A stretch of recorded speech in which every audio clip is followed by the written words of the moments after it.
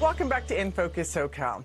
One group that's been acutely affected by federal job cuts is military veterans. They make up roughly 30% of the over 2 million civilians who work for the government. Congressman Mike Levin represents a large veteran population in the 49th district, which includes parts of northern San Diego and southern Orange County. He joins me now from Washington. Good to have you on the show, Congressman. Thank you, Tanya. Good to be with you. There's a lot going on in your world right now, so I'll get right to it.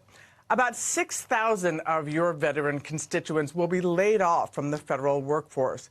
What are you hearing from veterans in your district right now? Well, I'm hearing from a lot of folks who use the VA who are very, very worried about what these cuts will mean. If you look overall, 83,000 cuts at the VA.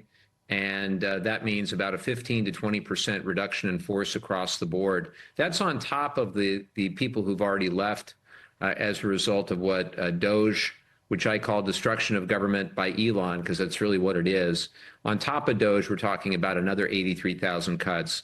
And as you correctly stated, about 6,000 veterans fired. And all you have to do is look at the federal workforce and divide by 3, because roughly 1 out of every 3 federal employees is a veteran themselves.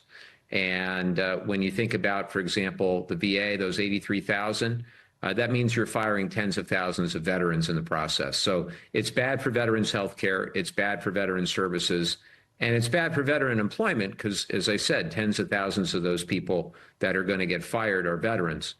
In addition to all of that, dozens of Social Security Administration offices across the country are slated to close this year, and one of them is in your district.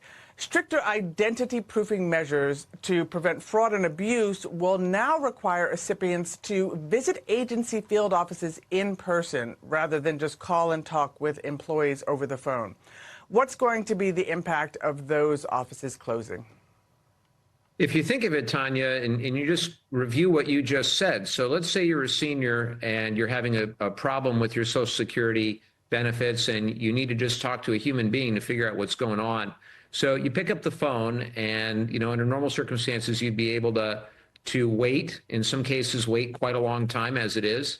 But eventually you get through to a human being and you can talk to them about your problem, hopefully resolve the problem. If that goes away, and that's what Elon Musk wants, is for all that to go away, then the next thing you'd probably do, if you're not tech savvy, a lot of those folks that we're talking about are not tech savvy, is they would go to a physical office. They'd go to one of the 1,200 field offices across the country. And I know from having visited and seen the crowds at these offices that they're very busy and they're frequently used by seniors. If you close a lot of those down, you're giving people nowhere to go. Right. You're giving people no way to get their benefits at all. And let us not forget that Elon Musk called Social Security the biggest Ponzi scheme of all time. Let us not forget that there are roughly 80% of House Republicans, as part of something called the Republican Study Committee, that want to dramatically cut Social Security. And unfortunately, I see this sort of activity as gutting Social Security from within. Again, destruction of government by Elon. And I don't think seniors are going to put up with it. You and a few of your colleagues sent a letter to Secretary of Defense Pete Hegseth and Secretary of the Interior Doug Burgum demanding answers and accountability on the administration's directive to the Army Corps of Engineers to release 2 billion gallons of water after the Los Angeles wildfires were contained at the end of January. This is something that California is going to be dealing with for a long time. What's the latest on this issue? We haven't heard back from either Interior or Defense. What we know, based on, I'm on the Appropriations Committee, and we had a hearing with the head of the Army Corps of Engineers. He would not answer simple questions about what they knew and when they knew it and who gave the directive to waste 2 billion gallons, with a B, 2 billion gallons, to have it basically go down to Tulare Lake and much of it just evaporate. When that water really is needed. It's needed by California agriculture. We know that in California, we have a lot of challenges around water.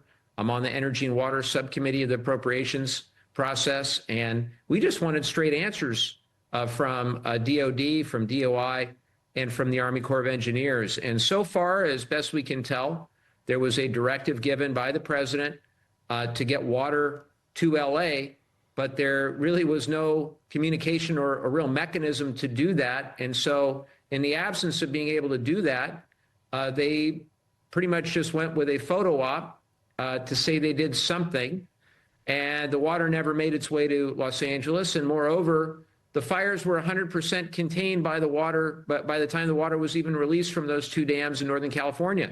It's important because there's so many ongoing Army Corps of Engineer projects all across California, including in my district, so many water projects. I want to make sure that our Army Corps are following the engineering, they're following what community stakeholders and farmers and others really need, rather than the whims of the president or the executive branch, even, in the event that Congress has specifically directed them not to waste water in California, even though the community stakeholders, the farmers, have expressly said, do not do this. They went and they did it anyway. And we were trying to get to the bottom of it, and we still have not.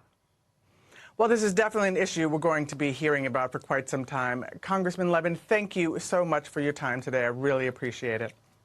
Thank you, Tanya.